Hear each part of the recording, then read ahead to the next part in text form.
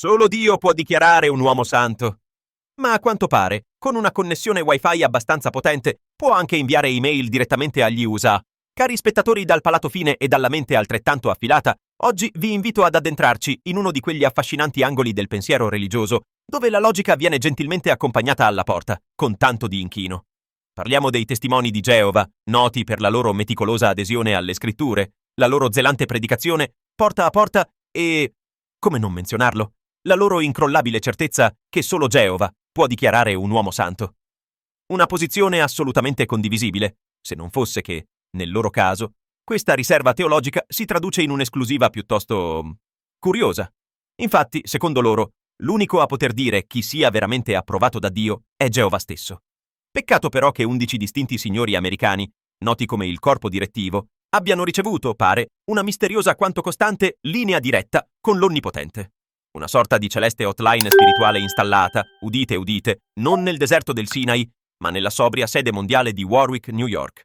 Ora sono libero, senza più remore, un ex testimone di Geova senza sensi di colpa. Ho lasciato alle spalle quella vita oppressa e adesso guardo l'orizzonte, una nuova alba si desta.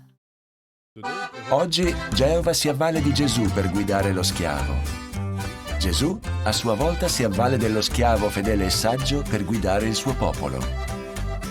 Possiamo quindi avere piena fiducia nella comprensione delle scritture dello schiavo, nella sua perspicacia e nella guida che ci provvede. Satana cerca di seminare la diffidenza. Impariamo che non dovremmo perdere frettolosamente fiducia nei nostri fratelli. Satana usa anche un altro metodo, fa circolare delle voci sui fratelli e sullo schiavo fedele. Al giorno d'oggi circolano voci, talvolta in formato elettronico, che riguardano lo schiavo fedele. Questo ha preoccupato alcuni fratelli, specialmente quando queste voci si riferiscono a processi con accuse a carico di membri della nostra organizzazione. Può anche darsi che vengano riportate le parole di qualcuno, e quindi si potrebbe pensare: questi sono fatti reali, non semplici voci. Ma una citazione può essere estrapolata dal contesto. Chi ha l'obiettivo di criticare spesso riporta solo parte dei fatti. E in genere si cerca di far leva sulle emozioni. Quindi chiedetevi: credo con facilità a queste notizie?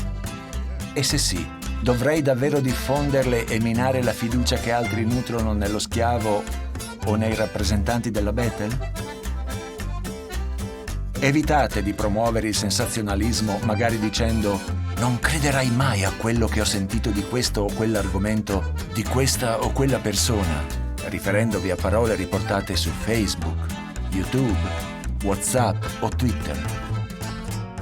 Diffondere voci è come accendere un fuoco che diventa difficile da controllare. Ora, non è per mettere in dubbio la logistica divina, ma è lecito chiedersi: davvero Dio ha deciso di delegare la propria autorità spirituale a un piccolo gruppo di uomini, tutti statunitensi, autonominatisi unico canale di comunicazione tra lui e l'intera umanità?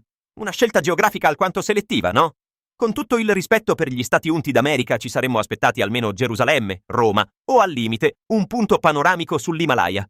Il corpo direttivo non si limita a interpretare la Bibbia, attività già di per sé scivolosa, sebbene molto redditizia spiritualmente parlando, ma rivendica di essere l'unico interprete legittimo della volontà di Geova sulla terra. Insomma, una specie di oracolo collettivo in salsa americana, che però rifiuta sdegnosamente ogni accusa di infallibilità, salvo poi trattare ogni loro pubblicazione come se fosse stata passata in rassegna direttamente da Dio durante la pausa caffè. E attenzione, guai a dissentire. Qualsiasi voce critica, anche interna, viene rapidamente etichettata come apostata, che nel lessico geovista suona più o meno come eretico ai tempi dell'Inquisizione. La differenza è che, invece del rogo, ti tocca il disassociamento sociale, ovvero un elegante modo per dire: tua madre, tuo fratello e i tuoi amici smetteranno di parlarti. Amore cristiano a profusione. Ma torniamo al punto. Come può una religione che professa la totale sottomissione alla sovranità di Dio tollerare un sistema in cui 11 uomini si autoinvestono dell'autorità divina, pretendendo non solo obbedienza, ma fede cieca e incondizionata nelle proprie decisioni dottrinali? In qualsiasi altro contesto li avremmo definiti profeti autoproclamati, ma nel caso dei testimoni di Geova ci si affretta a dire: no, non sono santi, sono solo unti dallo Spirito. Ah, certo, perdonate la sottigliezza semantica. Cambia tutto, vero? È una danza retorica raffinata, non si dichiarano infallibili, ma se sbagliano, è colpa dei fedeli che non hanno atteso con pazienza la nuova luce. Perché sì, la luce progressiva è la scappatoia teologica perfetta. Se oggi diciamo A e domani diciamo non A, non è una contraddizione. È Geova che ha aggiornato il firmware dottrinale. E così, mentre criticano duramente la Chiesa cattolica per aver canonizzato santi nel corso dei secoli, essi stessi agiscono in maniera non troppo dissimile, con la differenza che non dichiarano santi i defunti, ma direttamente se stessi, in vita, e per di più in collegamento esclusivo con Dio. Se non è presunzione divina, poco ci manca. In conclusione, ciò che colpisce non è tanto il paradosso teologico, quanto l'audacia con cui viene mascherato sotto una patina di umiltà e rigore biblico. Un sistema chiuso, autoreferenziale, che usa Dio come garanzia ideologica per legittimare l'autorità umana più assoluta. E come sempre accade in questi casi, chi osa sollevare anche solo un sopracciglio viene additato come nemico della verità. Ma noi, spettatori pensanti, possiamo almeno concederci il lusso dell'ironia, quella piccola fiamma di ragione che sopravvive anche nei luoghi più oscuri dell'obbedienza cieca. Ah, ma allora è persecuzione!